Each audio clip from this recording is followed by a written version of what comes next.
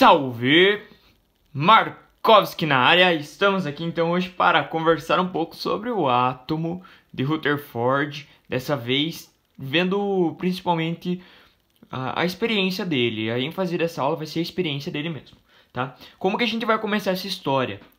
Não se esqueçam que o Rutherford, ele era um discípulo de Thomson. Ele queria comprovar o átomo de Thomson. Então nós temos que entender o que é o átomo de Thomson. Esse átomo aqui, bem simples. Thomson descobriu os elétrons. Os elétrons, para ele, essas partículas aqui, tá? Então elas são negativas, partículas negativas. Para ele, o átomo era maciço. Assim como o Dalton, o anterior, o Thomson falou que o átomo dele era maciço, só que agora um átomo divisível. Divisível em quê? Em partículas, que são os elétrons, e essa outra região toda que seria positiva para Thomson, porque ele acreditava no átomo neutro, certo? Então, o que nós temos aí? É o chamado modelo do pudim de passas. Modelo do pudim de passas porque nós temos elétrons negativos, que são negativos. E temos toda essa parte aqui que é positiva. Positiva. Tranquilo? Então, essa ideia que a gente tem que ter. O átomo, em sua maioria, ele vai ser positivo, porque essa região toda aqui é tudo positiva. Beleza? É o pudim positivo de passas negativas. Agora a gente vai dar uma olhada então na experiência de Rutherford. Rutherford, ele sabia que existia uma partícula chamada raios alfa. Esses raios alfa aqui, esses raios alfa, eles são positivos, certo? Então tenha em mente que os raios alfa são positivos. O que Rutherford pensou? Eu vou pegar uma lâmina de ouro. Tá aqui a lâmina de ouro. Essa lâmina de ouro, ela tem seus átomos ali, átomos de ouro. Esses átomos, eles vão ser como os átomos de qualquer outra substância, beleza? Aí o que acontece? Ele achou que se... Esquece esses negócios ao redor. Olha só para essas partículas. Ele achou que se ele bombardeasse partículas positivas, elas chegariam aqui no ouro, uma lâmina bem fina de ouro, e não conseguiriam atravessar, por mais que fosse fino. Por quê? Porque essa lâmina fina de ouro, ela é constituída por átomos, e esses átomos, ele acreditava no modelo de Thomson, eram átomos que em maioria são positivos, né? Lembra que o pudim era positivo? Então, ele achou que positivo com positivo, como ele era maciço, esses átomos eram maciços, ele ia bater ali e ia todos voltar. Todos iam bater e iam voltar, certo? Aí como que ele fez para fazer a experiência? Ele pegou uma caixa de chumbo, uma caixa toda forjada de chumbo, que tem só um buraquinho nessa caixa, só esse buraquinho aqui. Lá dentro ele colocou o átomo de polônio. Esse polônio é um elemento radioativo. Radioativo por quê? Porque ele libera partículas. Partículas radioativas, que é o raio alfa. Então esse polônio, ele vai se quebrando e vai liberando essas partículas alfa. Partículas alfa, essas, como eu já falei, são positivas. Aqui está a representação das partículas alfa vindo. Elas chegam até aqui na lâmina de ouro e atravessam.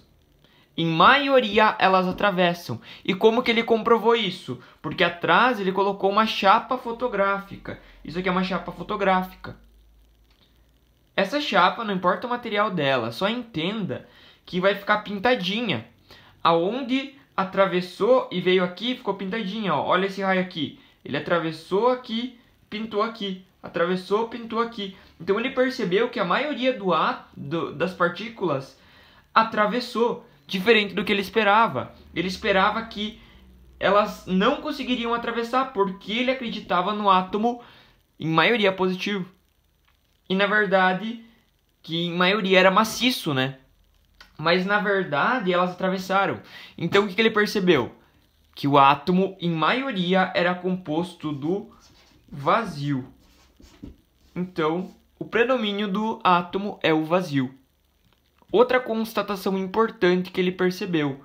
Olha só que legal. Algumas dessas partículas, olha essa aqui, ó, por exemplo. Em vez de ela seguir retinha, ó, e marcar esse ponto, ela sofreu um leve desvio. Atacando essa parte aqui. Por que isso acontece? Porque, na verdade, esse átomo tem uma pequena região que é positiva. Muito, muito pequena. Porque se fosse maior, se a região positiva fosse maior, a maioria das partículas sofreria desvio. Mas veja, tem uma aqui que sofreu desvio, tem uma aqui e tem uma aqui em cima. As outras todas conseguiram seguir o seu trajeto normal. Então, além do predomínio do vazio, ele constatou também que no átomo haveria uma região pequena e positiva, que ele chamou de núcleo. Então, ele confirmou que os prótons estariam no núcleo. Detalhe, não foi ele que descobriu o próton. Quem descobriu o próton foi Goldstein. Beleza? Então, nós temos aí algumas constatações. Esse vazio, como ele chamou o vazio? O vazio ele chamou de eletrosfera. Eletrosfera. Para ele, os elétrons habitariam essa eletrosfera, certo? Então vamos ver como ficou o átomo dele. O átomo dele ficou assim. Veja, aqui no meio, deixa eu tirar essa folha de baixo porque está aparecendo. Aqui no meio nós temos algumas partículas. Prótons e nêutrons. Prótons e nêutrons ficam apertadinhas ali nesse núcleo. E ao redor, independente de camadas, tá? Ele colocou aqui algumas camadas que ele é o modelo planetário. Mas entendam que ao redor a gente vai ter o predomínio do vazio. Olha como está vazio. Com algumas pequenas partículas ali. Essas partículas são os elétrons. Partículas muito pequenininhas e muito leves. Então, se elas são leves, elas conseguem se movimentar com facilidade. Diferente desses aqui que estão ali presos, que são gorduchos, que não conseguem sair dali. Agora, uma ideia um pouco mais geral, agora com as camadas. Ainda é o mesmo modelo, o modelo de Rutherford, que tem aqui as camadas. Os elétrons, vejam, eles estão ali distribuídos em camadas. Certo? Espero que tenha ajudado vocês. Um grande abraço, deixa o like aí na nossa aula e se inscrevam no canal. Até a próxima.